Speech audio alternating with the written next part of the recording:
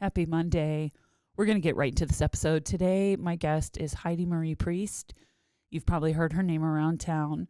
Heidi and I never knew each other until social media. I started following her through a few different pages right before last year's election. And I reached out to her and just said, hey, I'd love to meet up and have coffee and chat and see if there's something we can talk about. Over the coming months, there will be people coming on with different perspectives, different experiences, and it's part of what I want to start getting into just for us to, I think, understand each other a little bit better. I'm not really sure what the solution is to the divide, not only in our country, but in our county. But I'm willing to have the conversations, and I'm hopeful that you're willing to listen. So here's part one with Heidi Marie Priest, and you're just going to get to know her.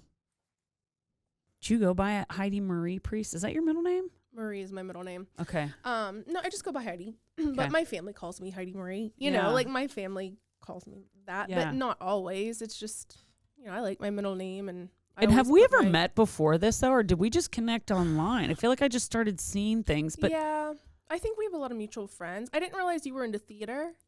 Oh, yeah. You know, and like I'm good friends with a bunch of those people, and like my kids did like the kid theaters through Hobnob and stuff, and Oh, yeah. yeah. But yeah, I don't know. I think I knew, you know people, you like hear people, you become Facebook friends, and then, you know, you reached out to me, and then, I mean, it seems like we've known each other forever. It does. I almost had to think, did we go to high school together? I was like, how do I not remember her from high school? You And I know. went to high school with so many people. So today I'm sitting with Heidi Priest, and we just became friends through Facebook, through the power of social media, which is one of the reasons I love social media. I do love being able to see what everyone's doing and stay connected. And it's great to be in a place as an adult where you're just like happy for people, you know, when they have really good things happen for them. At least that's how I am. Yes. So tell us a little bit about you, your background. You're not originally from Butler primarily, but from like the area. So just give us a little bit of your background, where you're from, and what brought you back to Butler. Sure. I was born in Katanning. I was born at the Armstrong Hospital. I was raised in Shakora. My parents divorced when I was 5, 6.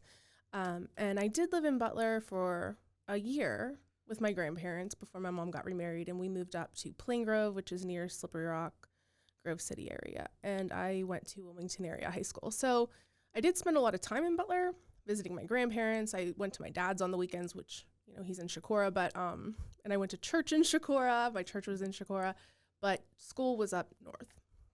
So Yeah. here, there, everywhere, whenever you have a family that's complex like that, Yeah. divorced and all that. Yes, I understand.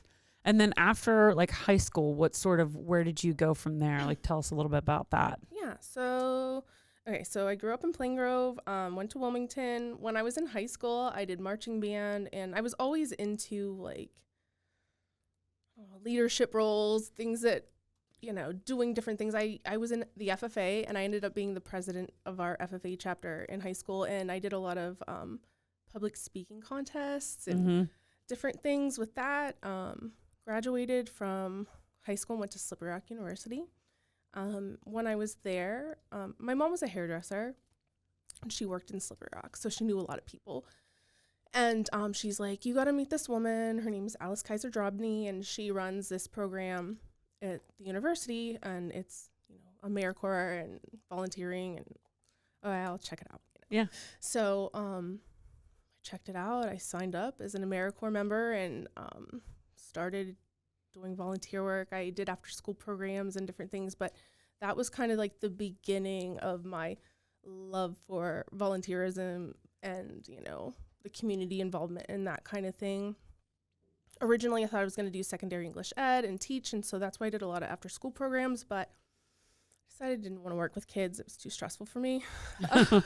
Just have kids, right? Yeah. I didn't know at the time that I was ADD and all of that. And I think the kids it's overstimulation, teaching kids. It's just a lot. Yeah. But I ended up getting an English degree, and I have a certificate in nonprofit management. And I did a 2-term in AmeriCorps.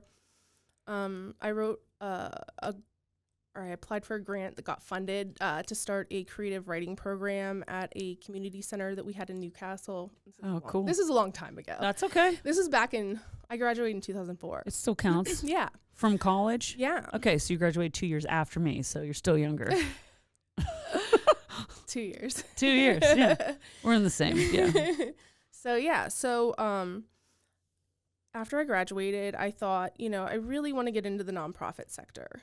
And, I always loved cooking and that kind of thing. And when I was a kid, I used to, I know this is like jumping off topic, but like I always cooked for my family, and everybody was always like, you should be a chef and you should go to school for that. And I'm like, I don't want to be in a kitchen. I knew I didn't want to like have some kind of like labor job, but I love like the artistic kind of things that go with like cooking and whatever. But yeah. I like helping people. So that's kind of where I started out, and I moved to Seattle. I started working for the Girl Scouts. That was my first job, working for the Girl Scouts, and I was basically a paid Girl Scout leader.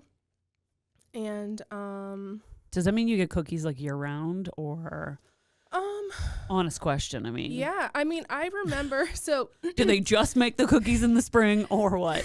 I don't remember. I do know. I've always wanted to know that. I do know that they have 2 different cookie bakeries. Oh, okay. And this was in Washington State. It was in DuPont, Washington. Okay. And it was called the Girl Scouts Pacific Peaks Council. And it was a beautiful, brand new building that I got to work out of. And I know that whenever it was cookie time, they would bring in all the cookies and we would get to sit there and try them. So there was that. But yeah, I got to do that kind of thing. Interesting stuff. So I ran a program for girls in foster care. So I that was, interesting, because that was an experience that I'd never had before, caring for young girls who. So yeah, what was that program like? Yeah. So all the girls it was called Focus. What did it stand for? I don't even remember now, but all the girls. We can also remember things. We can edit things. Yeah. So if you need to.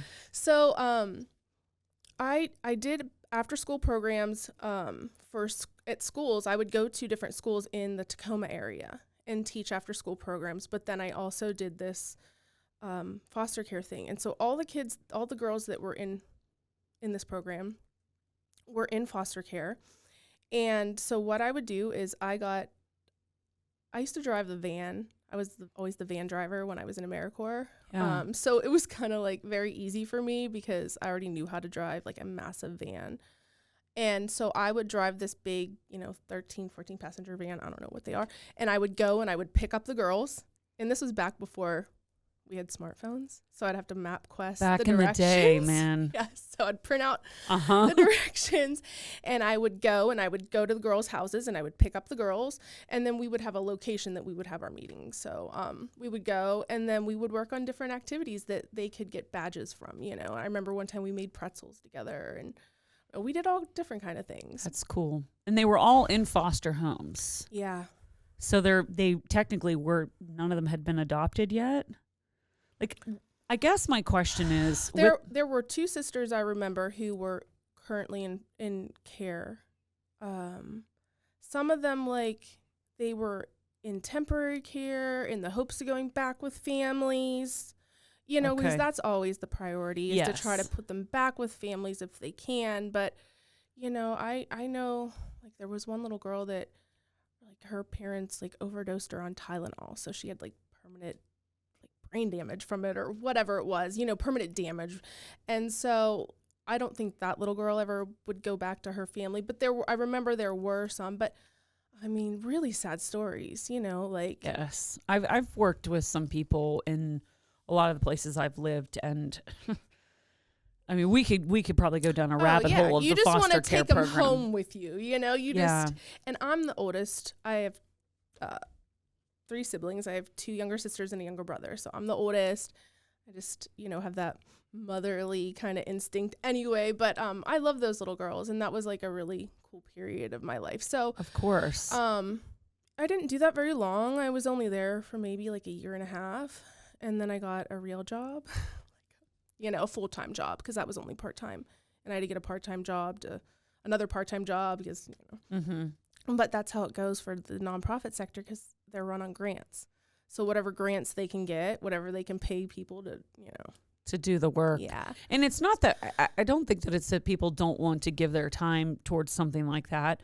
But unfortunately, we live in a society where we have to make an income. And depending on what you make in a full-time job, to be able to give the time to a part-time job. I know that volunteerism is just so important, but it's right now, I think we're in a bit of a place where a lot of people have to work. And I don't know how old were you when that was before you were married? Yeah. Oh, yeah. So I moved out there in 2004, fall of 2004, right after my birthday. So I would have been 22, 23. Yeah. And then, but I met my husband shortly after moving out there. So I met him end of 2005, 2006. Okay. And then we started dating, and that's when I got the job with USIS. And that was U.S. Investigation Services. I don't even think they're in existence anymore. They lost the government contract that we had back in, when was it? 2014, I want to say. Okay. There were some issues with like falsification. I don't remember. It's been so long. So I did background investigations for USIS. Mm-hmm. I worked for them for like 7 years. When they lost the contract, I got put on furlough. And at that point, I had my first baby. I just had a baby. I'd gotten married and, and then decided to get a job at Boeing because I was kind of done with that. There was a lot of drama at the time. Okay. With when they lost the government contract. Yeah. If you work in that, there's a lot of people in Western Pennsylvania and Butler area who do that, who are background investigators, and we have a ton of reviewers. My sister's a reviewer. I don't know if you know about any of this. It's funny because so like out in Boyers, there's the underground mines out there. Yes. That's where they're located, right? Okay.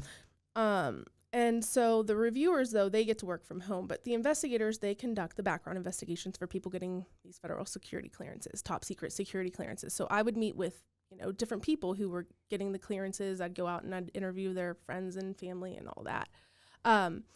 Once you get these records, you interview these people, you put together your report and you submit your report. The report then gets reviewed by a reviewer to make sure you interviewed all the correct people, that you didn't miss any records, that there's no like issues that you didn't completely cover or, get follow up on, clarification, all that. Yep. So, anyway, that's that. And so there's a lot of people here. And when I would call in for help and I would get you could call review. Yeah. Like if you're like, I don't know what to do here, and you call in and it calls to Boyer. So I was living in Seattle, working out of my home in Seattle, calling for help, and I'd get somebody in Boyers, and it was so funny because I'd hear this accent. I'm like, I know that accent. You know? Yes. So it was a strange connection that even though I'd moved like as far away as you could possibly move, I still had this connection to home. And one year I actually got to come home for a month and work on detail around Christmas time and get to see my family. Because I went and worked at the mines for a month.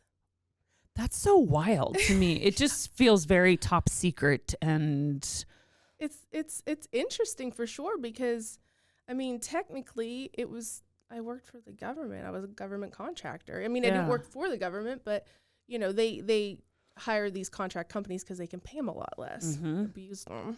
Yeah. Well, that's such an interesting background, and then. Talk about moving back to this area, specifically Butler, and, sort of I feel like you and your husband do a lot of things together now. Yes? No? Yeah. Him and I have a lot of similarities in our personality, I guess. Like, we're both, like, high eyes. Like, we're people who like to influence other people and be leaders and that kind of thing. So I think that in that respect, we're also like idea people. Like we get really excited about, like we get these ideas and we like to, so when we were living out there, my husband did debt collection. And it's kind of interesting. So, you know, you talk to people on the phone, whatever. But he thought, well, when we move back, maybe we'll get into real estate, because we had a house that we bought and we remodeled. We were really into, like, you know, we were newlyweds and we were doing remodeling and all that. And so we thought, oh, we'll do real estate, because he's kind of a go-getter. I'm a go-getter. And we're the kind of people who are like, we don't want to be stuck at a 9-to-5 job. So even when I did, like, my Girl Scout job, that was not sitting, you know, at a desk. That was out and about. When I was my background investigator, I was out and about with that. And so the real estate thing, it's that same kind of flexibility. Like, we like to have the flexibility because we have a good work ethic. So we moved back. He got his real estate license, and he had to work a part-time job, though, because real estate is really hard here. People think, oh, real estate's easy. It's not. But it gives us the flexibility to be with our kids. Yeah. And that's the most important thing to, you know, for us. Well, that's why we moved back. You have 3 children, and the ages between 5 and 11. Yeah. So I imagine that your girls, if it's okay to say that, are really involved probably in a lot of stuff. I mean, kids these days, what I notice is that kids are just involved in so many things. I try not to get them in. I'm not one of those parents that do everything. I just can't. It's too much for me. Yeah. And I think it's too much for them. When they were little, they did dance and they liked that. But then they were like, we don't want to do dance anymore. So last year they got into lacrosse. So that's what they do now. And they really love that. And I think that's like one good thing that they can do. I'm not going to try to get them into like a million different sports and whatever they want to do, they can do. Yes. You know? No, I think that's a good. If you don't like it, you know, whatever. Yeah. Well, it's interesting, though, with kids, because I've heard this from other parents, too, is that sometimes the kid's like, oh, I want to play soccer here. Oh, well, now I want to play basketball. Oh, now I want to do this. There's some kids, you know, that like to change, or they're not sure what they want, or, you know, it could be they made a new friend and their friend does this or that. Or I don't know. But kids they're all so different, right? Oh, yeah. And I think back to when I was a kid, I mean, my life was primarily based around dance. Yeah. I didn't really get to do sports. I did run because it was something that my dad had taught me, like how to hurdle and stuff like that. And so actually in our front yard, when I was like in 5th grade or something, he had these old hurdles and he taught me how to do it.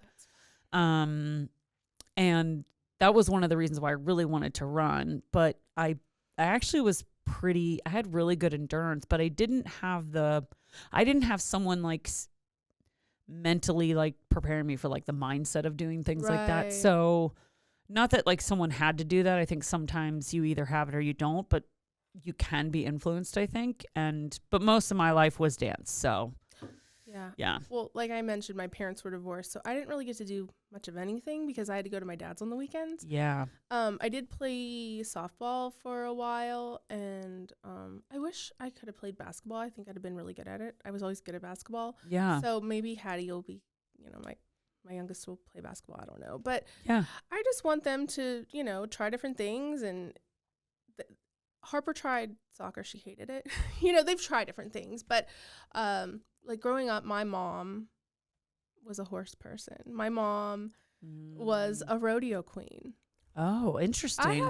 I have all kinds of interesting stories about my family and people that I know. But my mom grew up in Butler. So my mom's a true Butlerite. Okay. She grew up in the home that I live in now, and she went to Butler High School. And I love that. I love that you're living in your my grandparents' house that my grandpa built.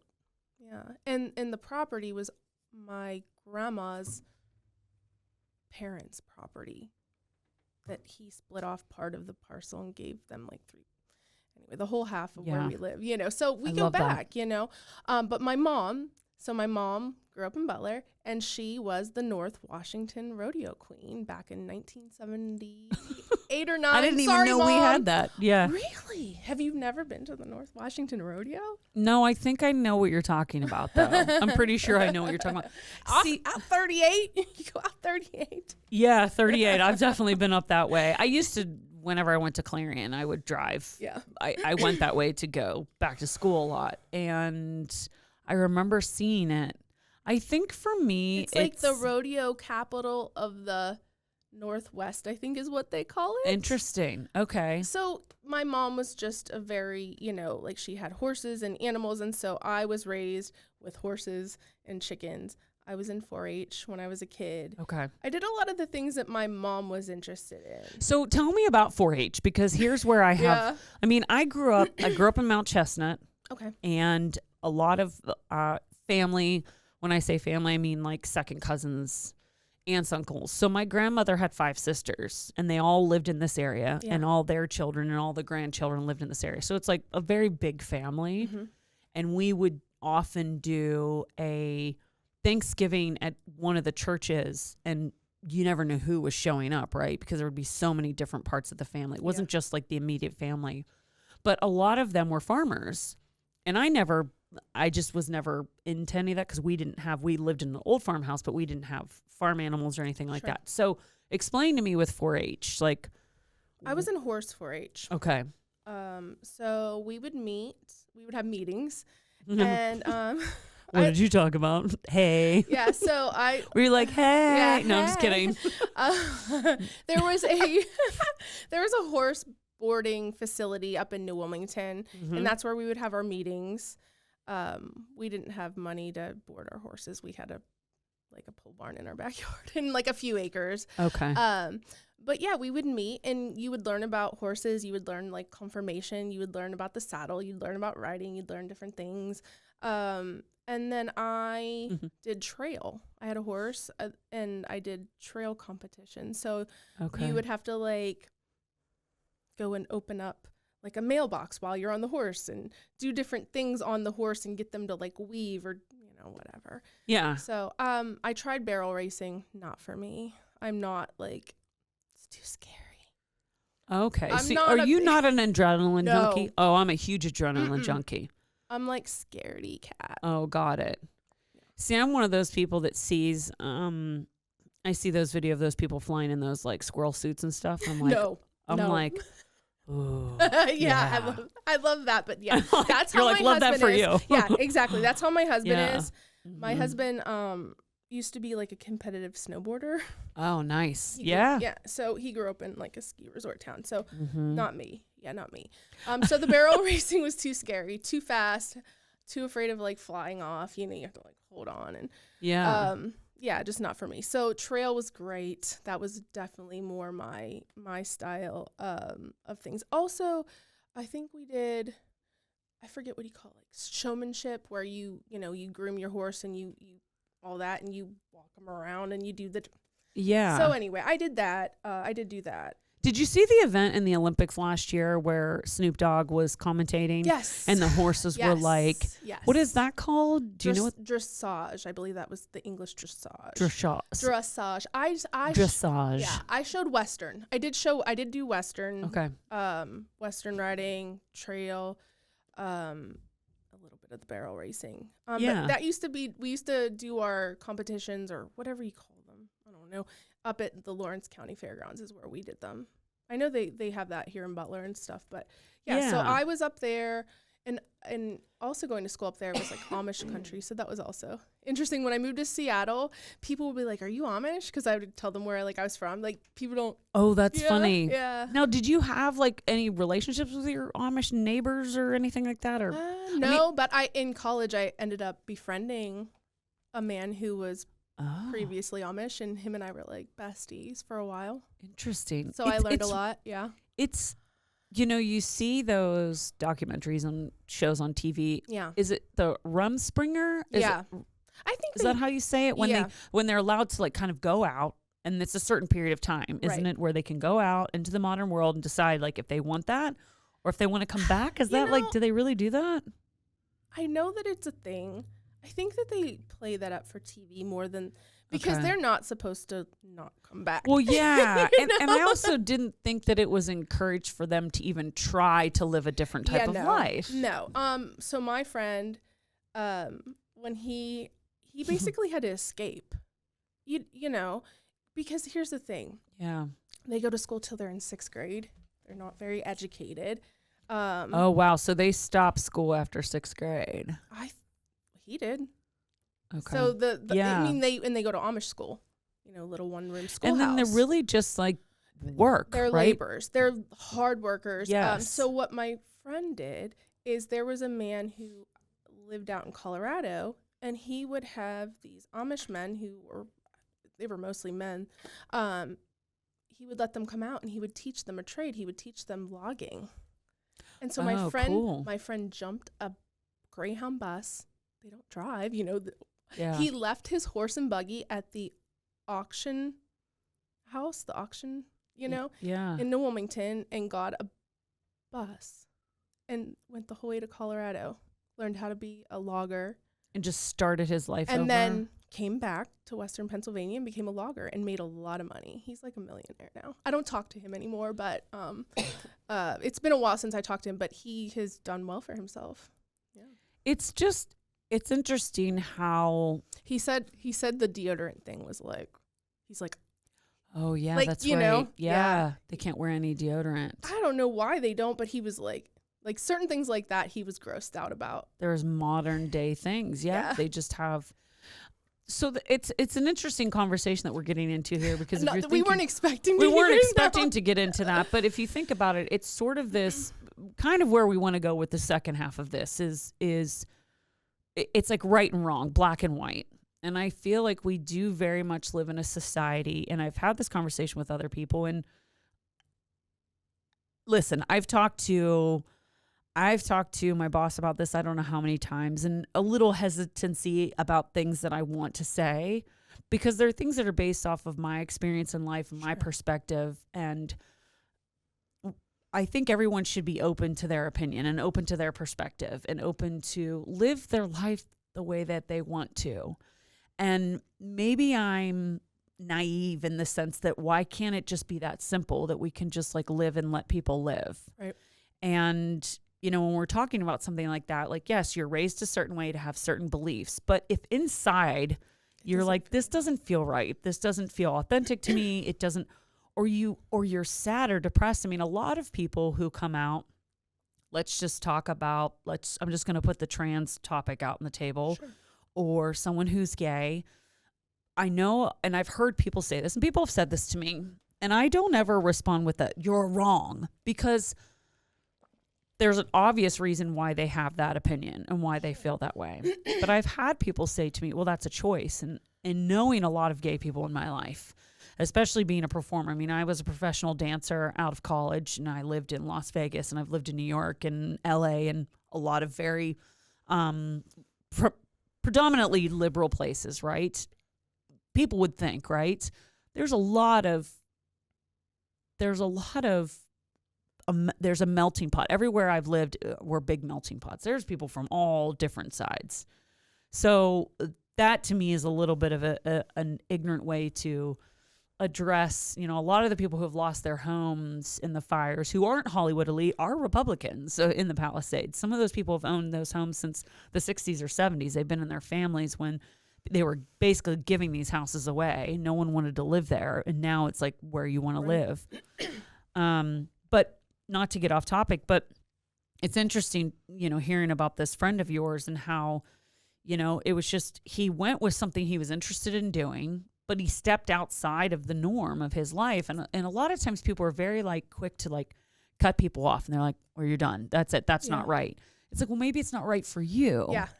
So why do you think it is and I'm going to specifically refer to Butler County, are so set a lot of times in our ways? I mean, we even see the conflict within our government here at times. Why do you think people aren't willing to hear and just accept people for who they are if it's not affecting them personally, like a personal choice? Yeah. I don't know. I think people are afraid to be seen, for who they truly are. Most people are afraid to live as their true, authentic self. And I think that maybe some people think that if they accept something or they agree that it's okay, that you're reading my mind. It might, it might reflect something onto them. They're afraid that it might. And I think that's what a lot of it, it's just that people. That's okay. It happens all the time. It's an awkward chair, and the goal is to have big comfy chairs, right? Right, And, eventually. and like a big the big boom arms that I want, Yeah. with the Rode mics. These mics are great. I wholeheartedly agree with you. It's this, my thought is that if I could just get a group of people to come into a room, right? Sit down. We're not going to talk politics. We're not going to talk sexual orientation. You don't have to understand everything. No. I don't understand everything. Yeah. You don't have to, and you shouldn't have to. That's why we have doctors and scientists that they can explain how things go. They can, help people as they need help. But, like, it's not my job to judge you or to tell you you're right or wrong or this or that. I don't care, So you and I think that way, yeah. but a lot of people don't. And there's this, it's now it's spilling over into our government where they don't want it to affect the status quo. They don't want it to make them wrong. I don't know. I don't know. Yeah. But I cherish my friendships and the people that I have met over my lifetime. And I have found that I can be quick to judge sometimes. Mm-hmm. Everybody can. And there have been people in my life that I was quick to judge. And then they turned out to be like one of my best friends. It happens.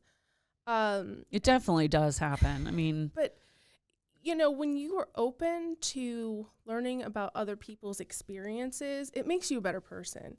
When I lived in Seattle, I moved out there and I was raised extremely Catholic. I think that's worth saying. Growing up here, I went to Mater Dolorosa Church in Shakora. That was my home church. I went to church every Sunday. I also went to catechism.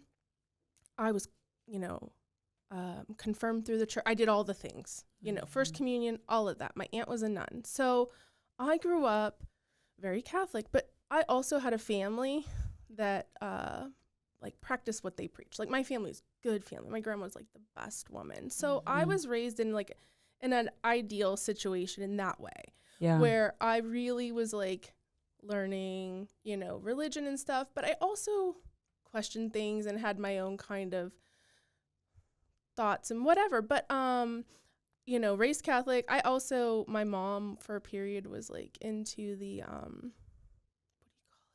Jehovah's Witness. We did that, so yes. I read the Bible. I mean, I was really into all that. So growing up in this very conservative, kind of area where it's very Christian based, which is cool. Like, I always thought that was like an awesome thing. But for me, when I moved to Seattle, I found out that people there weren't that way.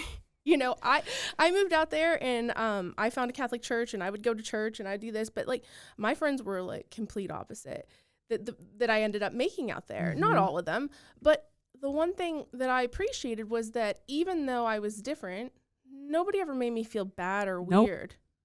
They loved me. There was never any argument. There was never anything. And they let you live your life. Yeah. They let you, if you're like, hey, I'm going to church tomorrow. In fact, my husband's best friend was an atheist, and and I love him, and there was never any issues. So I really appreciated that moving out there, and people treating me, nice. So when I worked at Boeing, I worked with a woman who lived through the Bosnian War, and that really shaped some views of mine, because this girl looked like me. She's this blonde-haired girl. You would never think she was Bosnian, right? Isn't that interesting? And she's not a U.S. citizen. She's still not a U.S. citizen. She's not living in the U.S. right now. Hey, girl. But, she is still like, she's like family to me now. And we don't get to talk very often. She's in the UK now. She works for the Boeing company. But she shared a lot of things that she went through and lived through. And, she lived through some horrible things. She saw genocide firsthand. And she's my age. She's our age. And to me, that is so wild.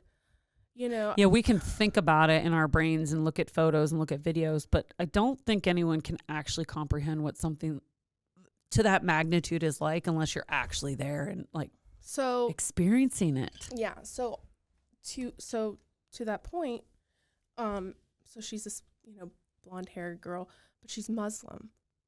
So that was, and that was part of, that was why they were killing Muslims, you know. And she lived, you know, she hid out in the basement, and eventually her family fled to the United States, and her family, like her parents are all doctors, and you know, they're but it was just nothing like I could ever imagine. And her and I were just the best of friends. And so if you can meet people and kind of learn from their experiences, and if we were to meet people without the you know, I for some reason the word prerequisite is popping in my head, but without the prejudgment or or the information of them, the knowledge of like what their ethnicity is, or you know, which you can look at some, right? But looking at her, you never would have guessed that. But not knowing what their religious beliefs are, not knowing what their background is or anything, and just having a conversation with someone, right? Just having an honest conversation or an honest human moment, like a human moment. Yeah. A lot of times it's that human connection. And this is something I haven't brought up in a long time, but it started when I was starting with the addiction series, and how that's a huge thing for someone who's going through recovery, is like having human connection. Yeah. And finding you can't isolate yourself. Yeah, you can't isolate yourself, because that's where people then go into the really depressive downward spiral. But I think you and I are so similar in a lot of ways, and why I think politically we sort of are on the same wavelength, because we have lived outside of Butler. Yeah. And we've met people. I mean, you've met a Muslim person. I probably haven't known it, but I mean, I dated a Jewish guy from Jerusalem. He was in the Israeli army. Yeah. Well, you know, I dated this guy for 6 months when I lived in New York as a bartender, but he didn't look Jewish. He had blonde hair and like light eyes. Do you know? Yeah. So it's so interesting to me, because I learned so much from him in the short amount of time that we dated. He had this friend that was always around. Like every time we were going somewhere, his friend was always tagging along with us. And at some point I was like, it felt like Three's Company. I was like, okay, this is a Three's Company thing, and I'm not enjoying it anymore. Yeah. But there were other reasons why we stopped dating, but I think that it's, you know, it could be a really interesting experiment to say to people, like, would you be open to spending time with someone who has completely opposite, like, religious beliefs, or maybe you don't even know. Maybe you have the same, but we don't even talk about that. Yeah. And you just start hanging out, and maybe you just have coffee together, and it's coffee and then moving forward, and coffee and moving forward, and getting to know each other. I don't know if there is an actual solution to us being able to have conversations, but I wanted to segue. The reason why I wanted to bring that up was to segue into, you were able to get involved in a group, a film crew from California who came here, and they do a lot of shorts, and we were looking them up. So they're under, there was different like tabs that they were under. So society, vote your values, but they did a series on unlikely allies on Facebook, and they did all these shorts and reels, and they came to Butler. I guess they were here for the October rally, the second time that Trump came back, and they went to that, spoke to a lot of people there. So they have a lot of people who, you know, came on and that they interviewed from both sides.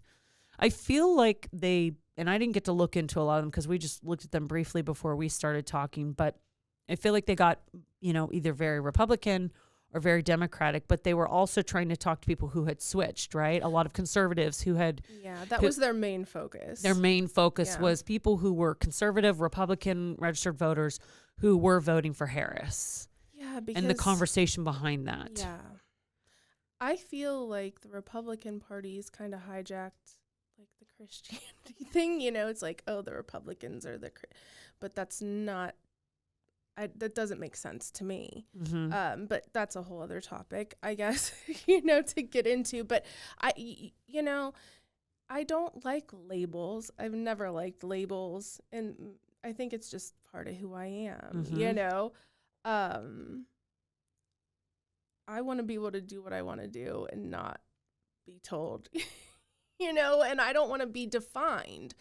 That's something else that really concerns me is, I will have people who, you know, like just the words that people use the labels that people are using now, for people who don't agree with them, like on the other side, like. And it's both. It does come from both ways. Yeah. For sure. Yeah, it's dehumanizing someone. You're turning them into a character, and I think part of that is the fear, but I think the more we can just talk and relate, the more that we can connect as human beings, that is the answer. Because the more you're isolated, like you were saying in recovery, people can isolate themselves while still accessing the internet. And I think that's another kind of issue, because you can be isolated, you can have no friends, but you can find an echo chamber on social media. And you don't know who those people really are. No, there's too much. There's so much. I don't even know if crime is the proper word to describe what's happening in our country, but you hear so many stories of, whether it's trafficking or catfishing or even dating. You just don't know who. I mean, listen, this is a wild story. I don't know if I told you this before, but the reason that I met my husband was because when I was in college, my 17-year-old cousin at the time stole my photo.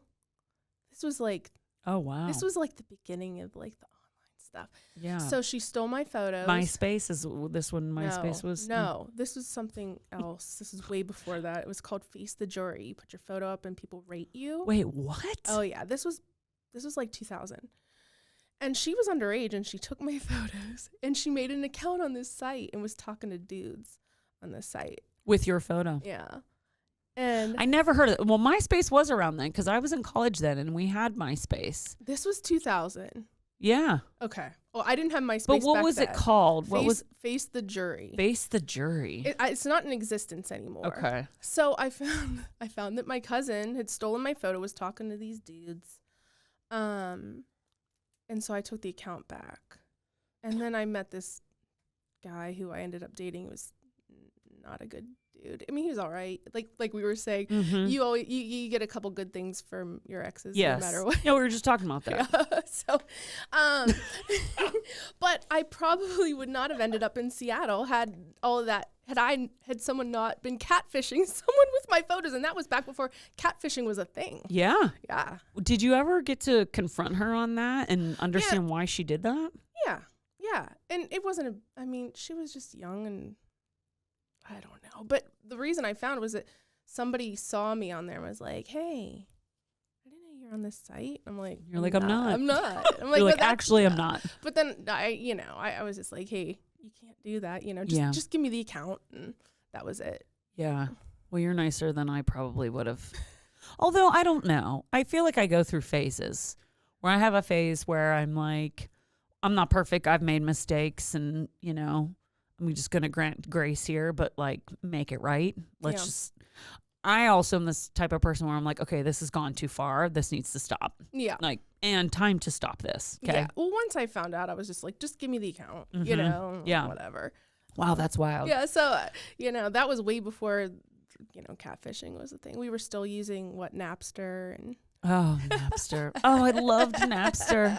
Oh, when you could find that song and you could oh my gosh, rip it and playlists, because I'm a music person. Oh, and me too. I would put together these playlists that and everything would be in the right order. And I like 80s music a lot, so I would have like a lot of stuff that's like they got popular now. Like whenever the what was that show when they played Don't Stop Believin' with the Sopranos and they played Journey at the end. Like when I was in high school, I was like such a Journey nerd. The Sopranos. Oh, The Sopranos. Yes. And they played Don't Stop Believing by Journey, Like when I was in high school, like I had a record player. I don't have a record player now, but I had a record player and I had Journey and I had Girl, I got two record players. Yeah, I need one. But yes, you do. I used to listen to like old school music. Well, it was the music that went from when I was a kid. But anyway, I always thought I had a good taste in music, and I was really annoyed whenever that song became so popular because I was like, I loved Journey before that. But yeah. Yeah, it's interesting that we how quickly the internet has evolved, I'd say since I was in college. Because I remember having my first computer. I had like a gateway. Remember gateways? Yes, that's what I had. And it was like the boxy, you had the whole thing or whatever. I had a webcam. And that's how I took my photo with the webcam, that grainy webcam photo. And Tom was the first one that friended you on MySpace. And I was like, who's Tom? And I'm like, I'm not going to be friends with this guy. When and you then said that, you could see the photo. He was sitting at the desk looking at you, right? It just went in my brain. Yeah. So MySpace, I like because you could put the music to it. That was the thing. You put your like top 5 friends. Oh, that's right. You put could your top 5. The top 5 friends. The top 5. That gave me anxiety. I was like, why? Why do I have to do this? I don't want to do this. I didn't want to do that because I also was like, what if I don't end up on someone's top 5? And then I'm judging myself. It was the beginning of the downward spiral when it came to like comparing yourself to other people, like even more so than we probably already did. Yeah.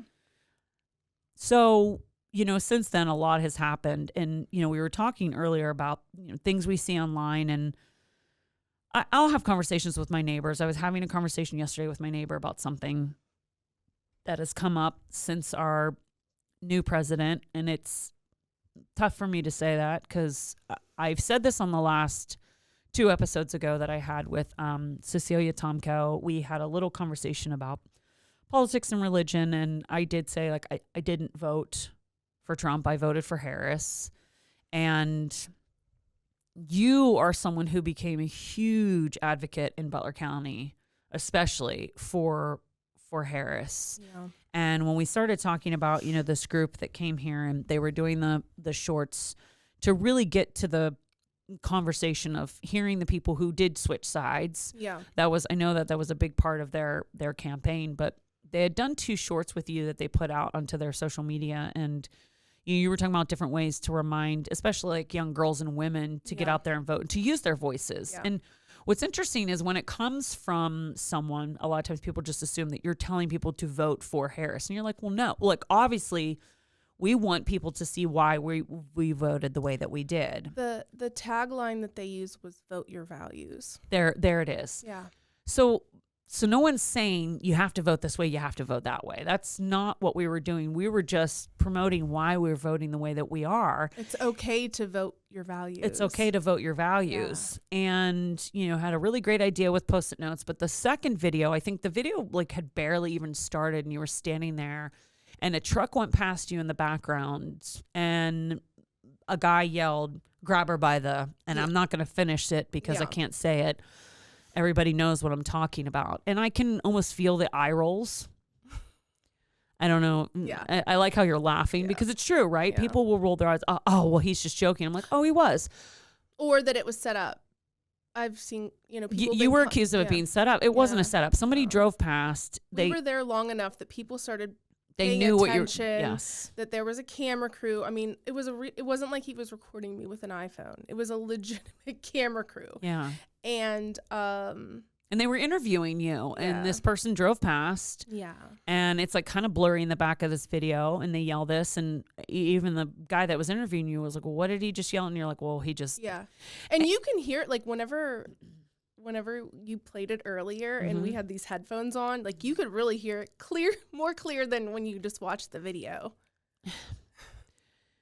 What I have a hard time understanding, and I've said this to people who I know and I love, who I know voted for Trump. How is that not enough of a reason to change your mind on someone's moral compass when it comes to being the leader of our country? More than money. I think that there's just so much that goes into it. But in general, I think people trust men more than they trust women.